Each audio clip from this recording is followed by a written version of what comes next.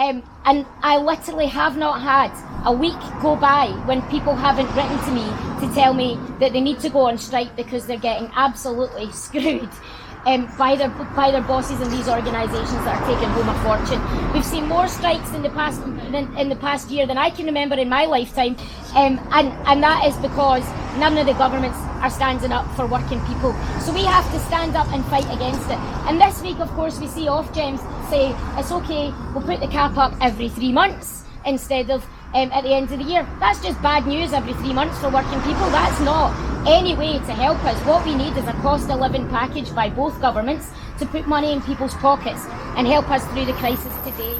And neither of the governments we have right now are doing that. So it is down to us in the labour movement and in our communities to stand up for people and make sure we get what we deserve. Places like Ruchill Community Centre can be a haven for people. And so while this is closed, it is people who are the poorest in our society that are being absolutely done over by it. And that's why we need to stand here every week until they open it. And I know that a lot of us have been. And I want to thank all the campaigns here today for doing what you're doing. Keep up the good fight. We will not be shafted by this government. We will not allow people to be trodden on anymore. We will rise up against it. Thanks a lot, comrades. It's absolutely clear that whichever one of them gets elected, there's going to be more attacks on trade union rights, there's going to be more attacks on refugees, there's going to be more attacks on the LGBT community, and there's going to be more attacks on communities. We know where Sunak stands. He told us last night he'd rather give money to Tunbridge Wells than to communities like this.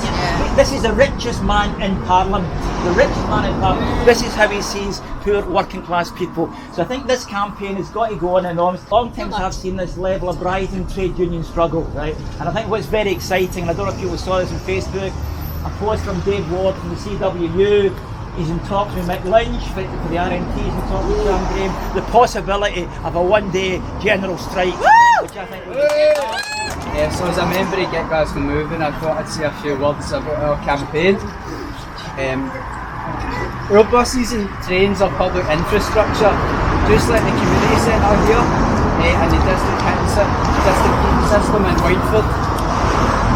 It's public transport, the clue is in the name, and yet it is owned and run in the interest of private profit. In Glasgow, the picture and the situation has reached a crisis point. It's $2.65 for a single first bus ticket, whereas in Edinburgh, the publicly owned Lothian buses charge £1.80. We need tighter regulation here, like in London, where the price is $1.65 for as many buses as you like within an hour. So we in Glasgow need to push our local councillors and elected representatives to stand against this ruthless profiteering at our expense and take our side, the side of the vast majority. And we're already working with the likes of Fiona Higgins, Robert Mooney here locally, as well as Pam Duncan-Glancy, Matt Kerr and Paul Sweeney, broadly across our city, who are here to support local power. It's the public who pays for public transport, and it is the workers who operate public transport. So it's time we take back control of public transport, re-establish public ownership from the grassroots up. We need efficient and cheap public transport to really connect our communities and bring an end to social isolation. Just as Power to the People are taking the fight to the front door of the energy giants next week, Get Glasgow Moving are taking our demands to the front door of SPT on the 30th of September during the board meeting, and that's at St Vincent Street. We invite everybody here to come along to that. We need fair fares now. Get Glasgow Moving recognises the common struggle of working people and their families in this city and stands firmly behind the Save Ruchill Community Centre campaign and all grassroots action against the cost of living war being waged against our class. Solidarity. Hi, I'm Shona Thompson. I'm actually an activist in a union, in the GMB union. But as our previous speakers have said, I mean, it's about the cost of living crisis that we are here all together today, jointly.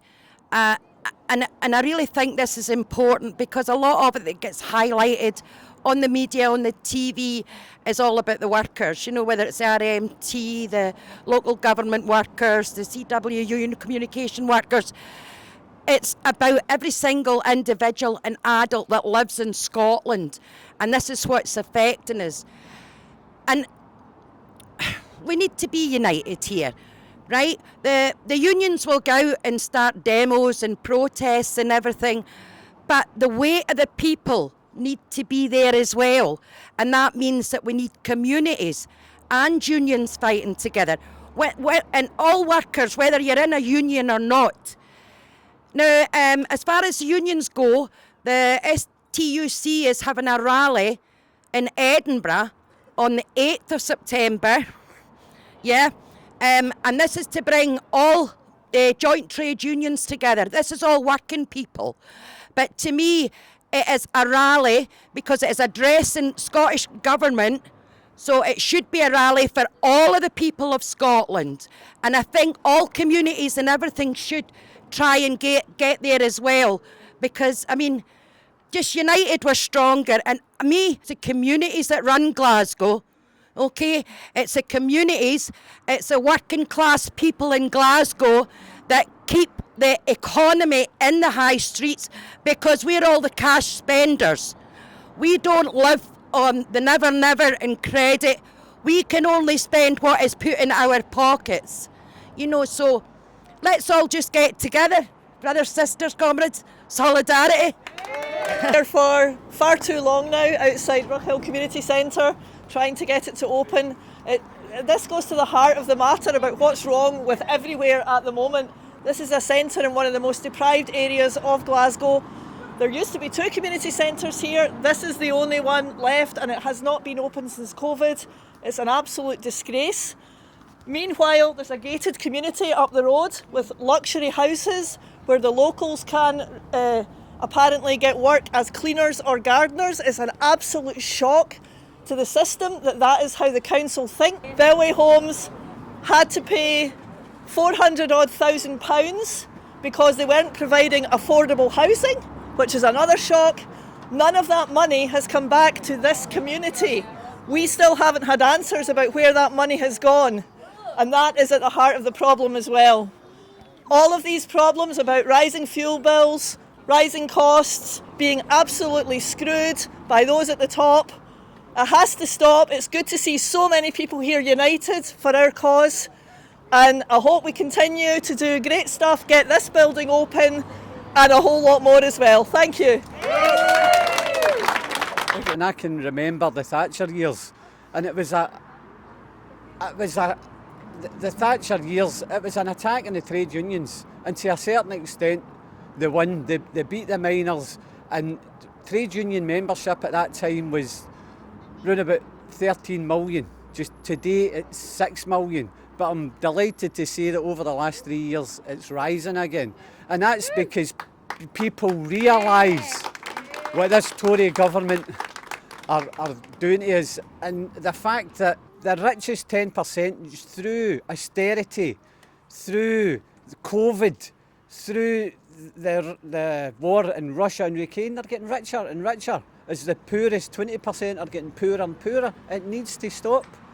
And again, about this facility in particular, the community groups in this city, I don't know what we would do without them. The amount of work they put in, and it's a lifeline to communities, and they're precarious workers as well. They don't know from year to year whether they're going to have a job, whether their funding's going to come from, and that needs to change. And I've spoken to a lot of third sector workers who haven't had a rise in 5 years, and it's shocking. We need to support the third sector as well, but we do need to encourage, if we're talking to third sector workers, we need to encourage them to join trade unions. I'd just like to thank you all for coming here today. I'm really pleased at the turnout we've got of all these different organisations that represent a breadth of the issues we've got going on in Glasgow, whether it's the inability to get a bus to take you to your work, or the ability to switch on your electric, your lights, or put on your hot water, which I'm personally scared of nowadays. We're in a crisis situation across the city, and as I said a few weeks ago, Glasgow is the 4th hardest hit city in the UK for cost of living crisis. We really need to respond to it, we need to integrate, which is what we're doing today, and I'm just so proud of how you've all come out to support this, and the links that we've made today, and I hope we'll build upon this in coming weeks, and I hope we'll see you again in coming weeks as we plan more events. I'm just facilitating this, but the people that plan this and organise it and have been here since day dot are people like Paula and Karen, Karen there, and Judith, who is hiding. They're the real heroes of this campaign. They're the ones we should all be really, really grateful for and should come alongside to support. We wouldn't be here today without any of them having started this campaign well over a year ago. Karen's just going to thank you all for coming. Thank you. Just thanks everybody for coming to the cost of living demo today in Ruchill and to help save Ruchill Community Centre. We'll be having a public meeting on the 24th of August at 6 p.m. at Ruchill Golf Pavilion. It'd be lovely to see you all there and supporting the place. And thanks again for all the speakers today. There's some tea and coffee and sausage rolls and sandwiches if you'd like. Help yourself. Thanks to Glasgow Keeley and Glasgow Against Closures and everybody else that's came. Thank you very much.